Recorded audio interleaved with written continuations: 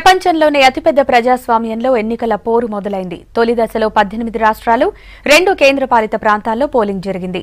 కోట్లాది మంది తమ ఓటు హక్కును వినియోగించుకున్నారు. కొన్ని ప్రాంతాల్లో ఈవీఎంలు మొరాయించినా, ఘర్షణలు జరిగినా భారీ స్థాయిలో పోలింగ్ జరిగింది.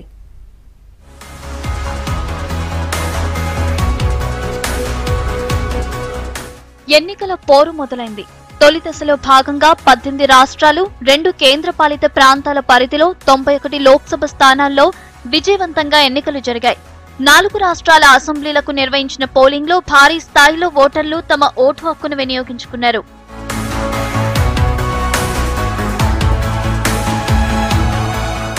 దేశవ్యాప్తంగా జరిగిన పోలింగ్లో చాలా ప్రాంతాల్లో ఈవీఎంలు పనిచేయలేదని ఆరోపణలు వచ్చాయి. కొన్ని చోట్ల ఓటర్ల పేర్లు కూడా భారీగా గల్లంతైనట్లు వార్తలొచ్చాయి. అయితే పనిచేయని ఈవీఎంల స్థానంలో కొత్త వాటిని ఏర్పాటు చేసినట్లు ఎన్నికల సంఘం అధికారులు వెల్లడించారు.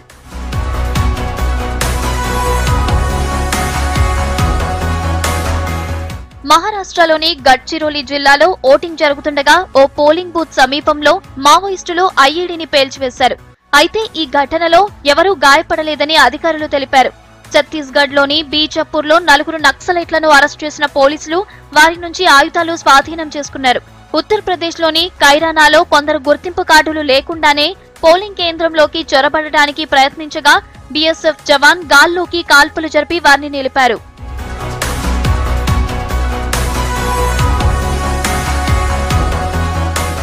తొలిదశ పోలింగ్ లో 2 లోక్సభ స్థానాలకు ఎన్నికలు జరిగిన పశ్చిమ బెంగాల్లో అత్యధికంగా 81% పోలింగ్ నమోదైంది. బీహార్లో అత్యల్పంగా 50% మందే తమ ఓటు హక్కును వినియోగించుకున్నారు. మిజోరాంలో 61.95% మంది ఓటు హక్కు వినియోగించుకున్నట్లు ఎన్నికల సంఘం ప్రకటించింది.